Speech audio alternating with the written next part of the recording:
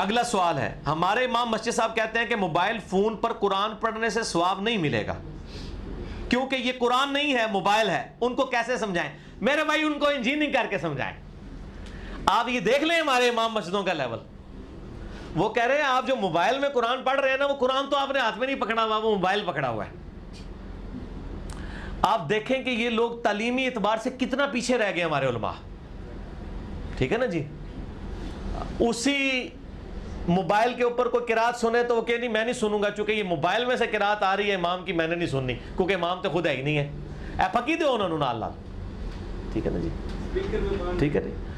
اور دوسری طرف سپیکر جس کو انہوں نے شروع میں حرام کہا وہ لال ہو گیا، یہ بھی انشاءاللہ لال ہو جائے گا. یہ تو خیر مطلب کوئی بہت ہی جاہل امام ہے جس نے یہ بات کی ہے کہ موبائل فون پہ قرآن پڑھنے کے سوا. ان کو بتائیں، آپ علمی جواب دیں کہ صحابہ کے زمانے میں جو مصحف ہے نا، یہ مصحف قرآن ریٹن فارم میں، یہ کسی صحابی کے پاس نہیں تھا.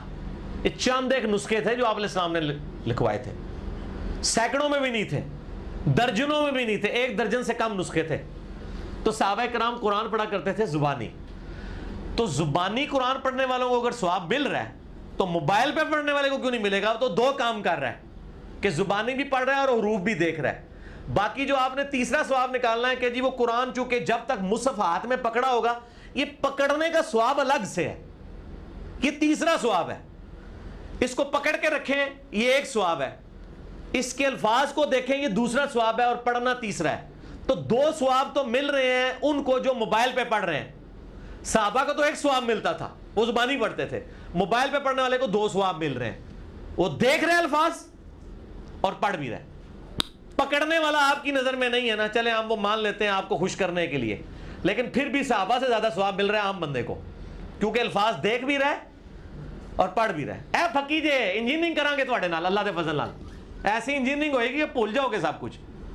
تو آج کے دور میں جو موبائل سے دیکھ کے پڑھ رہا ہے اس کو صحابہ کرام جو زبانی پڑھتے تھے اس سے زیادہ ثواب ہے، اگر ان کے وہ لیول اور نیت بھی اس لیول کی ہو. وہ ایک علیحدہ سے بات ہے، اس میں نہیں ہم پڑھ رہے. میں اوورال گنتی کی بات کر رہا ہوں کہ ایک بندہ دیکھ رہا ہے اور ساتھ پڑھ بھی رہا ہے، یہ ڈبل ثواب ہے. اور ایک بندہ صرف زبانی پڑھے. صحابہ تو زبانی پڑھتے تھے. جامعہ ترمذی میں حدیث ہے مولا علی علیہ السلام سے کہ نبی صلی اللہ علیہ وآلہ وسلم کو حالت جنابت کے علاوہ کوئی اور حالت قرآن پڑھنے سے مانے نہیں ہوتی تھی. صحیح مسلم میں حدیث ہے، عائشہ کہتی ہے میں حیض سے ہوتی تھی اور نبی صلی اللہ علیہ وآلہ وسلم میری گود میں سر مبارک رکھ کے قرآن پڑھتے تھے. سر اے تو وہ جواب لگ گئے تھے.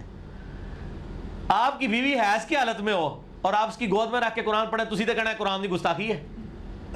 اور نبی علیہ السلام کرتے یہ تھے، صحیح مسلم میں حدیث ہے. سر ہمارے پاس ایسے جواب ہیں، ایسی ایسی انجینئرنگ ہے کہ سارے انجینئر اور مولوی فیل ہیں، اس لیے کہ انہوں نے جزوی دین لیا ہے. انہوں نے کبھی سوچا نہیں، انہوں نے اپنی عقل استعمال نہیں کی. اور حقیقت بات ہے، جب میرے بھائی آپ سکول سے بھاگے ہوئے لوگوں کو علم دین کی لائن میں ڈالیں گے تو دین کے امام بھی پھر لوڑے لنگڑے لوگ ہی پیدا ہوں گے نا. انٹلیکچوئلز لوگ کیا آئے دین کے اندر؟ اس میں ہمارا بھی قصور ہے. کیا ہم نے انٹلیکچوئلز کو دین کی فیلڈ میں ڈالا کہ آج ہمارے امام وہ لوگ بنے جو دینی اور دنیاوی دونوں علم رکھتے ہوں؟ جو بچہ نالائق ہوتا ہے اس کو کہتے ہیں مدرسے میں ڈال دو. تو سر پھر جب دین مدرسے میں اس طرح کے لوگ ڈالیں گے تو انہوں نے لائق تو کون نہیں ہو جانا، انہوں نے بعد میں پھر وہی نالائکیاں کرنی اور آپ کو اپنی مرضی کا دین سکھانا ہے. اما عائشہ کہتی ہے میں حیض کی حالت میں اور نبی علیہ السلام میری گود میں سر مبارک رکھ کے قرآن پڑھتے تھے، زبانی پڑھا کرتے تھے. قرآن پڑھنے کے لیے وضو بھی شرط نہیں ہے، ہاں جنبی نہ ہو، وضو کوئی شرط نہیں ہے. صحیح بخاری میں آتا ہے عبداللہ بن عمر اونٹ پہ بیٹھ کے بغیر وضو کی حالت میں قرآن کی تلاوت کیا کرتے تھے اور پھر سجدہ تلاوت بھی کر لیا کرتے تھے اسی حالت میں. تو یہ بالکل ان کا موقف جو ہے وہ اس حوالے سے باطل ہے کہ جی ثواب نہیں ملے گا. ثواب ملے گا انشاءاللہ. یہ تو بیسیکلی سازش ہے نا قرآن سے دور کرنے کی، کیونکہ موبائل کی وجہ سے ان کا ایک بڑا مسئلہ خراب ہو گیا نا. انہوں نے ایک جعلی مسئلہ بنایا تھا کہ قرآن کو آپ بغیر وضو کے ہاتھ نہیں لگا سکتے، وہ فیل ہو گیا ان کا. موبائل کو اب آپ کر سکتے ہیں، موبائل کو ایون آپ چھو بھی رہے ہیں تو اوپر سکرین ہے. ان کا مسئلہ ہی ختم ہو گیا. انہوں نے تو مصیبت ہی پانا جی، مصیبت ختم ہو گئی. تو اسی ہر ٹائم انجن کر کے دیکھو گے، وہ چاہتا ہی نہیں کہ تسی بار بار قرآن دیکھو. فتوے بھی نہیں لگا سکتے موبائل پہ. تو آپ کو ویسے تو وہ بھی مسئلہ جعلی ہے کہ بغیر وضو کے قرآن کو ہاتھ نہیں لگا سکتے. میرا آپ یوٹیوب پہ کلپ دیکھ لیں، بغیر وضو کے قرآن کو ہاتھ لگا سکتے ہیں نان مسلم کو قرآن دینا. وہ جعلی مسئلہ بھی اپنی موت مر گیا کہ جب موبائل میں قرآن آ گیا تو اب یہ کہہ نہیں سکتے کہ چھوا ہوا ہے آپ نے.